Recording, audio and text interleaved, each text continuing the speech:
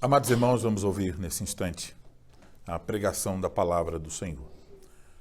O sermão de hoje vai ser uma exposição na carta do apóstolo Paulo em Colossenses. Eu chamo então os irmãos a abrirem suas Bíblias em Colossenses, capítulo de número 3.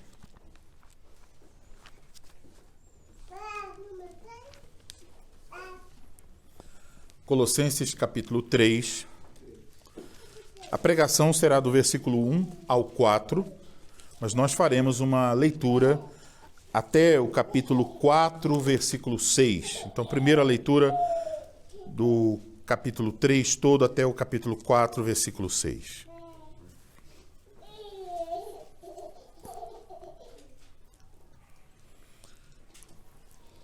Assim diz a palavra do Senhor. Portanto, se fostes ressuscitados juntamente com Cristo, buscai as coisas lá do alto, onde Cristo vive, assentado à direita de Deus. Pensai nas coisas lá do alto, não nas que são aqui da terra, porque morrestes, e a vossa vida está oculta juntamente com Cristo em Deus. Quando Cristo, que é a nossa vida, se manifestar, então vós também sereis manifestados com ele em glória. Fazei, pois, morrer a vossa natureza terrena, prostituição, impureza, paixão lasciva, desejo maligno e avareza, que é idolatria. Por estas coisas é que vem a ira de Deus sobre os filhos da desobediência. Ora, nessas mesmas coisas andastes vós também noutro tempo, quando vivíeis nelas. Agora, porém, despojai-vos igualmente de tudo isto: ira, indignação, maldade, maledicência, linguagem obscena do vosso falar. Não mintais uns aos outros, uma vez que vos despistes do velho homem com os seus feitos, e vos revestistes do novo homem, que se refaz para o pleno conhecimento segundo a imagem daquele que o criou, no qual não pode haver grego nem judeu, circuncisão nem incircuncisão, bárbaro, cita, escravo, livre, porém Cristo é tudo em todos. Revesti-vos, pois, como eleitos de Deus, santos e amados, de ternos afetos de misericórdia, de bondade, de humildade, de mansidão, de longanimidade. Suportai-vos uns aos outros, perdoai-vos mutuamente, caso alguém tenha motivo de queixa contra outrem. Assim como o Senhor vos perdoou, assim também perdoai-vos. Acima de tudo isto, porém, esteja o amor, que é o vínculo da perfeição. Seja a paz de Cristo o árbitro seja a paz de Cristo o árbitro em vosso coração, a qual também fostes chamados em um só corpo, e sede agradecidos. Habite ricamente em vós a palavra de Cristo, instruí-vos e aconselhai-vos mutuamente em toda sabedoria, louvando a Deus com salmos e hinos e cânticos espirituais, com gratidão em vosso coração. E tudo o que fizerdes, seja em palavra, seja em ação, fazei-o em nome do Senhor Jesus, dando por ele graças a Deus Pai. Esposas, sede submissas ao próprio marido, como convém no Senhor. Maridos, amai vossa esposa e não a trateis com amargura. Filhos, em tudo obedecei a vossos pais, pois fazê-lo é grato diante do Senhor. Pais, não irriteis os vossos filhos, para que não fiquem desanimados.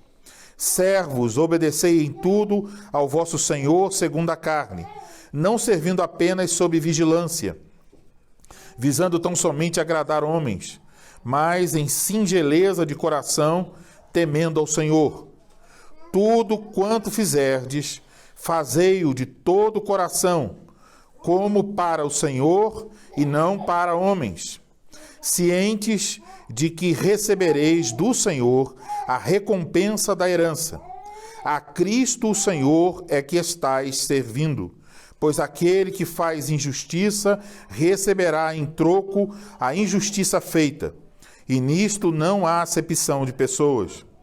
Senhores, tratai os servos com justiça e com equidade, certos de que também vós tendes Senhor no céu. Perseverai na oração, vigiando com ações de graças. Suplicai ao mesmo tempo também por nós, para que Deus nos abra porta à palavra, a fim de falarmos do mistério de Cristo, pelo qual também estou algemado, para que eu o manifeste, como devo fazer. Portai-vos com sabedoria para com os que são de fora. Aproveitai as oportunidades. A vossa palavra seja sempre agradável, temperada com sal, para saberdes como deveis responder a cada um. Agora, vamos voltar ao início do capítulo 3 e ler novamente o texto da pregação. Versículos de 1 a 4. Colossenses 3, de 1 a 4. Portanto, se fostes ressuscitados juntamente com Cristo, buscai as coisas lá do alto, onde Cristo vive, assentado à direita de Deus. Pensai nas coisas lá do alto, não nas que são aqui da terra, porque morrestes, e a vossa vida está oculta juntamente com Cristo em Deus. Quando Cristo, que é a nossa vida, se manifestar, então vós também sereis manifestados com ele em glória. Até aí, a leitura da palavra do Senhor. Vamos orar ao Senhor nosso Deus. Pai Celestial, Deus eterno, bendito e justo, acabamos de ler a Tua palavra e pedimos a Tua graça para que agora, ao ouvirmos a exposição da Tua palavra, de igual modo o Senhor nos fale. Não permita, Senhor, que nosso coração fique indiferente à Tua palavra, mas que Teu Espírito nos conduza àquele ouvir atento, aquele ouvir que toma para si as palavras, aquele ouvir que come a palavra do Senhor, que dela se alimenta. Concede, pois, a Tua bênção sobre aquele que há de falar, para que fale com fidelidade, no temor do Senhor e para a sua glória. Concede a Tua bênção sobre os ouvintes, para que ouçam de maneira correta e abracem a Tua palavra para as suas vidas. Nós oramos assim em nome de Cristo Jesus. Amém. Amados no Senhor Jesus Cristo, uma das coisas que nós sabemos sobre esta carta, a carta de Paulo aos Colossenses, é que nela o apóstolo Paulo está lidando com uma falsa doutrina que havia se infiltrado na igreja em Colossos. Não há muitos detalhes sobre essa doutrina, mas sabemos, pelo que lemos na carta, que era uma mistura de muitos erros. Mas, em resumo, então, era uma negação da divindade e da suficiência de Cristo Jesus. Isso era o resumo do erro em Colossos. Uma negação da divindade e da suficiência de Cristo Jesus. Por isso, então, nos 2 primeiros capítulos desta carta, o apóstolo Paulo se preocupou em corrigir este erro. E por isso, o tema principal dele é justamente a suficiência de Cristo. Ele está procurando mostrar como Cristo é suficiente. Podemos, então, resumir o conteúdo desta carta da seguinte maneira. Em Cristo Jesus, nós temos tudo o que nós precisamos. Veja como é muito simples. Em Cristo Jesus, nós temos tudo que precisamos. Agora, então, a partir do capítulo que acabamos de ler, o apóstolo está começando a mostrar de uma maneira mais clara quais são as implicações deste ensino. Quais são as implicações da suficiência de Cristo para a sua igreja. E o apóstolo trata dessas implicações, procurando, a princípio, mostrar as implicações da nossa união espiritual com Cristo. Ele nos diz claramente, nos versículos que acabamos de ler, que nós estamos unidos a Cristo, que é suficiente. Olhando de maneira panorâmica para esses 4 versículos que nós lemos a princípio, podemos observar como tudo que está aqui nesses 4 versículos tem relação com Cristo. Observe, nós somos ressuscitados com Cristo, nossa vida está oculta com Cristo, nossa vida será manifestada em glória com Cristo. Tudo aqui é sobre Cristo. Mas, ao mesmo tempo, o que lemos aqui também está relacionado com a nossa vida. O texto diz: se fomos ressuscitados com Cristo, temos, portanto, uma nova vida. Nossa vida está oculta com Cristo em Deus. A verdadeira natureza desta nova vida será revelada na vinda de Cristo. Então, nosso texto está apontando para a nossa união com Cristo, o Cristo ressuscitado. Apontando para a nossa vida em Cristo, unidos a Ele, e as consequências dessa união espiritual com Cristo. É por isso, então, que nessa tarde eu vos anuncio a palavra de Deus sobre o seguinte tema: as implicações de nossa união com Cristo. Isso que vamos observar. As implicações de nossa união com Cristo. Em primeiro lugar, eu quero chamar a sua atenção para o início do versículo 3, para o portanto que temos aí. Portanto, se fostes ressuscitados juntamente com Cristo. Esse, portanto, indica que o que nós temos a partir desses versículos é uma conclusão da doutrina que foi exposta nos versículos anteriores, o 1 e 2, nos capítulos anteriores, capítulo 1 e 2. As doutrinas, as práticas e regras dos falsos mestres que desejavam, então, iludir os membros da igreja em Colossos, não eram suficientes para fazer com que eles vencessem o pecado e eles vivessem para Deus. Muitas regras ofereceram os falsos mestres, mas isso não foi útil para a vida piedosa. E a razão é óbvia, que essas regras que os falsos mestres estavam tentando colocar para a igreja em Colossos eram, no final, uma tentativa de alcançar a salvação por métodos humanos. À luz do que lemos, não só nessa carta, mas em toda a Bíblia, isso não só é impossível, como também é desnecessário. E por quê? A razão e a resposta para isso aqui na carta é: não precisamos tentar alcançar a nossa salvação por métodos humanos, porque a nossa salvação está em Cristo e Cristo é suficiente para nos salvar. É isso que diz o Evangelho, é isso que a verdadeira fé abraça. Cristo em toda, não parcialmente, não um pedaço, mas Cristo em toda a suficiência é a proclamação do Evangelho.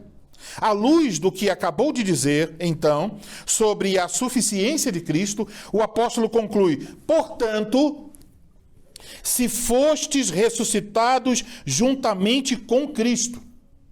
Essa expressão, se fostes, pode dar a ideia de que talvez temos aqui uma certa dúvida sobre se isso tinha ocorrido ou não lá na igreja entre os irmãos em Colossos. Mas essa ideia de dúvida não está no texto original. Pelo contrário, o texto original sugere aqui uma convicção. Realmente isso aconteceu. Poderíamos traduzir assim: portanto, já que vocês ressuscitaram com Cristo, isto é o sentido. Não está colocando em dúvida a ressurreição deles em Cristo, mas concluindo, afirmando que ela aconteceu. O apóstolo relaciona, então, a ressurreição física de Cristo. Depois de sua morte, no terceiro dia, o Senhor Jesus Cristo ressuscitou dentre os mortos. Morreu e ressuscitou. Paulo fala da ressurreição física de Cristo e relaciona isso com nossa ressurreição espiritual.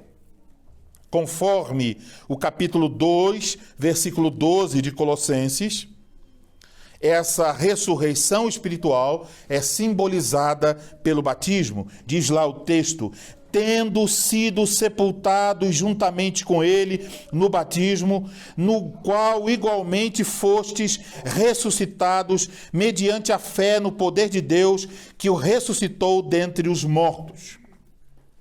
Estamos unidos espiritualmente a Cristo. Cristo ressuscitou fisicamente, e isso é algo que aponta, uma vez que estamos unidos a Ele, para a nossa ressurreição espiritual. Então, meus amados irmãos, nós temos aqui uma preciosa doutrina que chamamos de a união espiritual entre Cristo e os eleitos.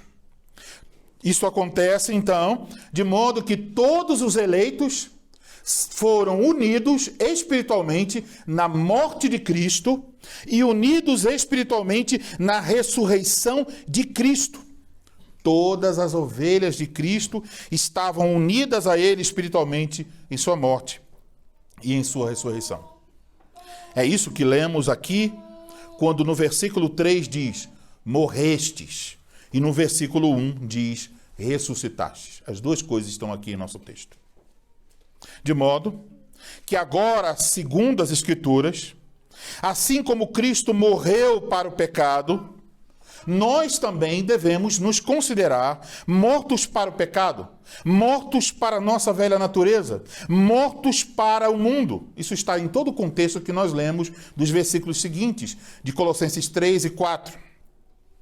E assim como Cristo ressuscitou e vive para Deus, nós também ressuscitamos espiritualmente para viver para Deus. Recebemos uma nova vida em Cristo para viver para Deus. Portanto, temos em Cristo uma nova vida na qual nós estamos ligados a Cristo Jesus. Podemos dizer, agora que nós ressuscitamos, Cristo é a nossa vida. Ele é a fonte da nossa vida.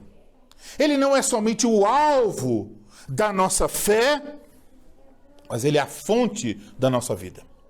Não é que apenas você crê nele e então por isso você é salvo. Mas tem algo de Cristo operando em você. A vida de Cristo está em nós. A fonte da vida sendo ele, faz vivificar aqueles que antes estavam mortos em seus pecados e delitos. Veja o versículo de número 4. Quando Cristo, que é a nossa vida. Ele é a fonte da nossa vida. Isso deixa claro que se não fosse por Cristo, nós ainda estaríamos mortos em nossos pecados e delitos. Então entenda, só tem vida espiritual aquele que está unido a Cristo. Tem uma união espiritual com Cristo. Significa que alguém creu, se arrependeu e pelo Espírito Santo foi colocado em um relacionamento com Cristo. Está unido espiritualmente a Cristo. Se alguém não está unido a Cristo, o texto deixa claro. Essa pessoa está morta em seus pecados, não possui vida espiritual. Mas, já que temos vida em Cristo, qual a implicação disto? Cristo ressuscitou e depois de 40 dias, tendo aparecido para diversas testemunhas, lemos que Cristo foi assunto ao céu, onde ele está vivo, assentado à direita de Deus, diz o versículo 1. Como Cristo, que é a fonte da nossa vida, está nos céus, nossa vida também está escondida com ele. Isto fala de duas coisas. Primeiro, a nova vida que o crente recebe em Cristo está oculta. Isso quer dizer que essa vida é um mistério. Ninguém consegue explicar totalmente, nem demonstrar. Não temos como mostrar, dizer aqui, olha, tirar do bolso, olha a nova vida que eu tenho em Cristo. Ela está oculta. Mas, em segundo lugar, também implica em dizer que essa nova vida que nós temos em Cristo está segura. Ela não pode ser roubada, ela não pode ser corrompida, ela não pode ser perdida, ela não pode desvanecer. Ela está oculta em Cristo, aquele que tem a vida em si mesmo e dá vida a todas as suas ovelhas. A implicação disso é que toda a nossa perspectiva muda. A Escritura está aqui nos mostrando que a ressurreição de Cristo proporciona e exige de nós uma nova maneira de viver. Paulo está dizendo, olha, vocês foram ressuscitados juntamente com Cristo. Vocês têm vida. Portanto, Cristo proporciona a vida a vocês. Mas isso também tem uma exigência. Essa nova vida tem uma implicação. A saber, buscai as coisas lá do alto. Meus irmãos, entendem? Uma consequência da nova vida que nós recebemos em Cristo. Qual é? É uma mudança naquilo que nós buscamos. E eu vou repetir isso, porque isso é uma chave para entender esse texto. Se alguém deseja saber se tem a nova vida, olhe para as coisas que você busca. Porque quem tem nova vida em Cristo, busca as coisas do alto. O verbo buscar aqui, ele é um imperativo bem forte, buscai. E buscar aqui significa examinar, pesquisar algo com o objetivo de possuí-lo. Então não é uma simples busca, mas uma busca essencial. Talvez uma forma de ilustrar isso fosse a seguinte. Imagine que houvesse apenas, você estivesse doente e houvesse uma prateleira enorme, cheia de remédios. E alguém dissesse, olha, no meio de todas essas prateleiras só tem um remédio que você pode tomar e ficará bom. E esse remédio tem as seguintes cores, tem o seguinte formato, tem o seguinte cheiro. Procure. Se isso é uma questão de vida ou de morte, como é que você vai procurar? Você não vai procurar como alguém vai, por exemplo, se uma esposa diz assim ao seu marido, meu amor, vá lá no mercado e busque alguns dentes de alho. É bem fácil que a maioria dos homens irá chegar na banca do alho, abrir a sacola, pegar a mão, fechar e vai embora. Ele não vai escolher nada. Ele não vai ter nenhum critério. Não estamos falando desse tipo de escolha. Estamos falando de uma escolha que procura porque quer alcançar alguma coisa. Então, perceba, quando estamos falando desse buscai, está falando de Cristo e tudo que Ele oferece. Então significa, você comeu deste pão, você bebeu deste vinho e você concluiu, eu não posso subsistir sem esse pão. Eu não posso abrir mão desta alegria e desprezar este vinho. Uma vez que nós recebemos a nova vida, nós haveremos de empreender esse tipo de busca. Sabemos já que é bom e queremos mais. Mas o que devemos buscar? O texto original coloca uma certa ênfase aqui. No português diz, buscai as coisas lá do alto. No texto grego começa com as coisas, diz, as coisas lá do alto, para chamar a atenção o que vai ser buscado. As coisas lá do alto estejais buscando. A linguagem aqui é mais figurada que literal. Não é que você vai andar pela rua com a cabeça erguida para o céu procurando OVNIs. Aqui, na verdade, o sentido é dar um contraste entre aquilo que é terreno e transitório, que nós podemos ver neste mundo e que estamos buscando todo o tempo, e aquilo que é celeste e eterno. O que o Espírito está nos dizendo por sua palavra é que nós devemos fixar a nossa ambição na busca de tudo que está relacionado com Cristo que está à direita de Deus Pai. É isso. A sua ambição deve estar voltada a Cristo que está sentado à direita de Deus Pai. Já que morremos e ressuscitamos com Cristo e nossa vida está escondida nele, significa que nós vamos ter um desejo, um ardor, uma ambição de buscar mais e mais, não o que ele pode dar, não o que ele pode fazer, mas ele mesmo, Cristo. Como o contexto indica, isso implica em fazer morrer a nossa velha natureza. Capítulo 3, versículos do 5 ao 11. Implica em nos revestirmos como eleitos de Deus, santos e amados. Versículo 12 até o capítulo 4, versículo 6. Diferentes modos são explicados ali. Agora, quando você lê que é preciso mortificar-se, onde nós podemos obter o poder para tal mortificação? Onde nós podemos obter a graça para vivermos de modo digno da nossa vocação? Tudo isso vem depois dos versículo 4. Onde nós podemos encontrar paz, alegria, contentamento? Como é que um esposo pode amar a sua esposa como Cristo amou sua igreja? Como é que uma esposa pode submeter-se ao seu marido?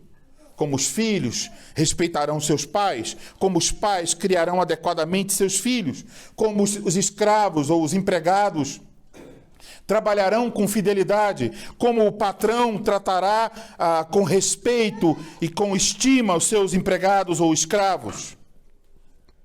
Como nós podemos fazer o que Deus ordena nos versículos 5 em diante do capítulo 3?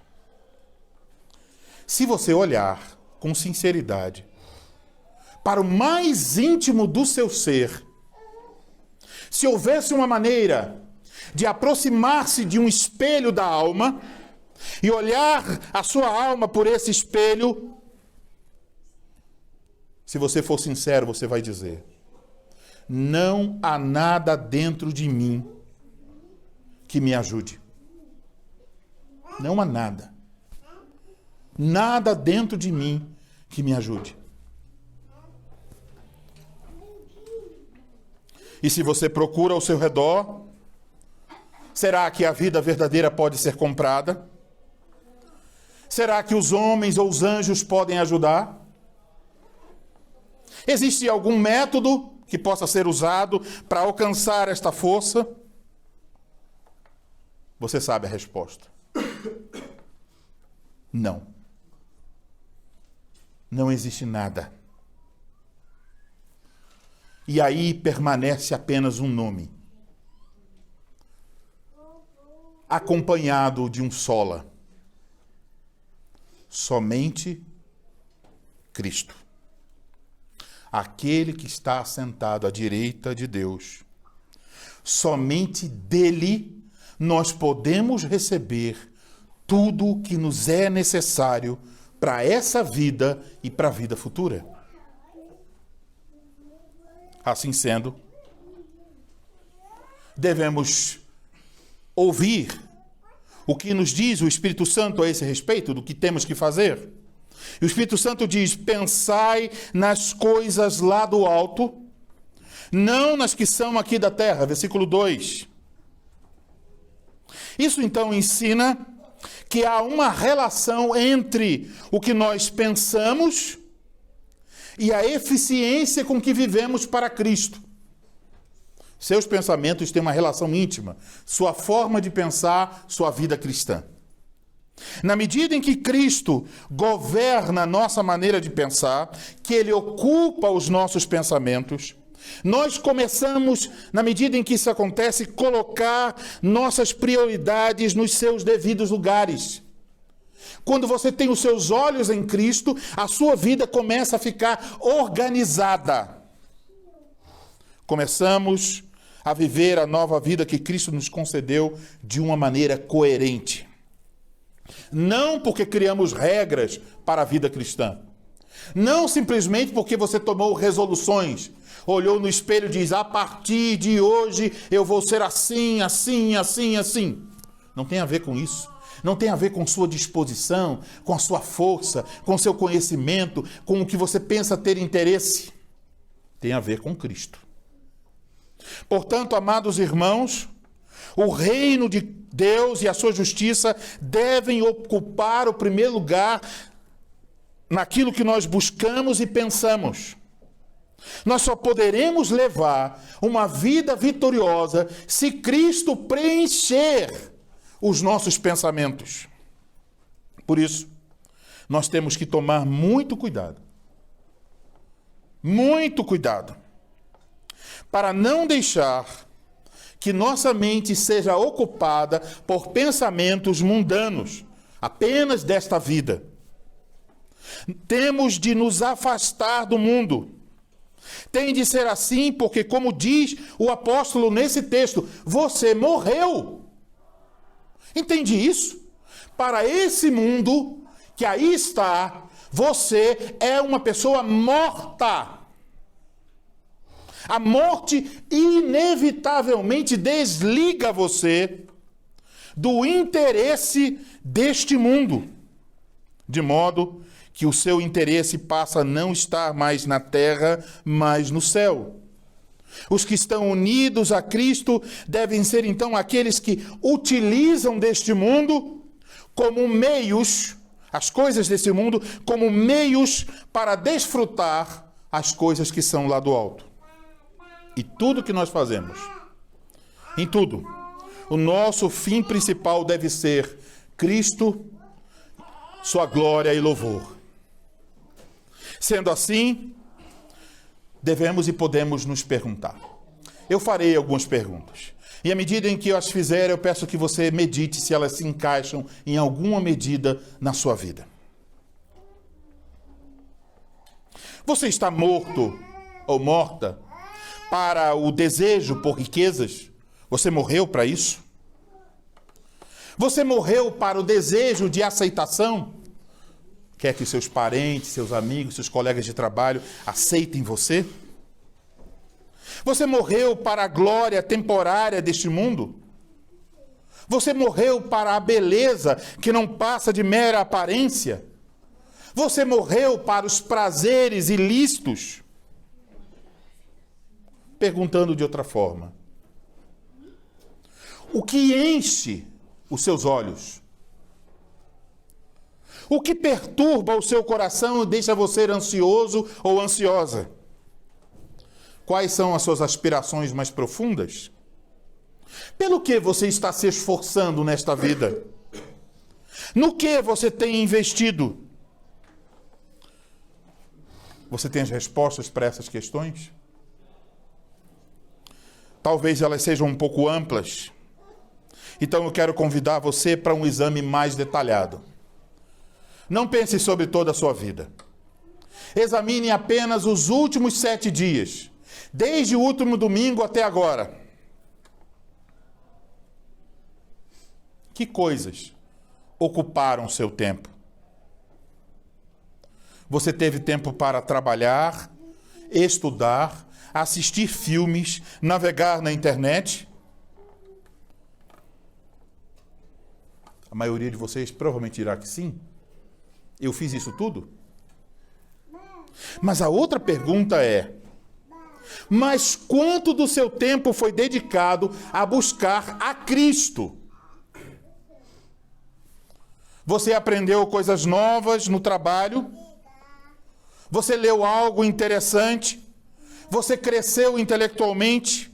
Aprendeu algo que se viu encorajado a compartilhar com os seus amigos?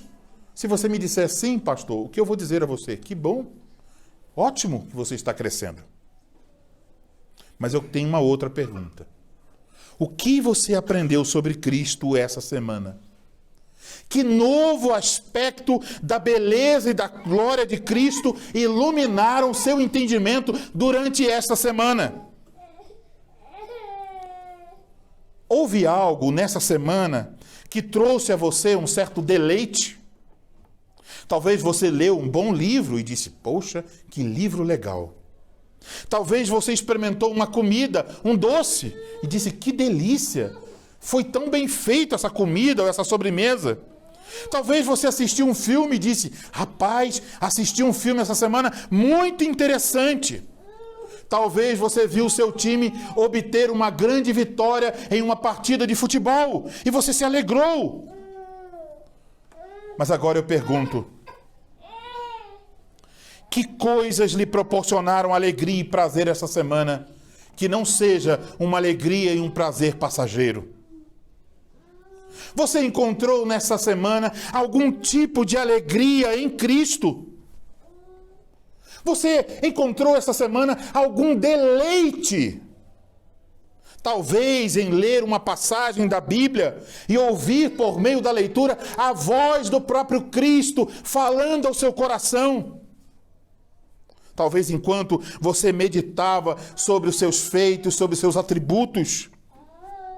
Ou talvez enquanto você estava no seu quarto, sozinho ou sozinha, de joelhos dobrados e agradecia pela bondade de Cristo, pela sua vida. Houve deleite nisso.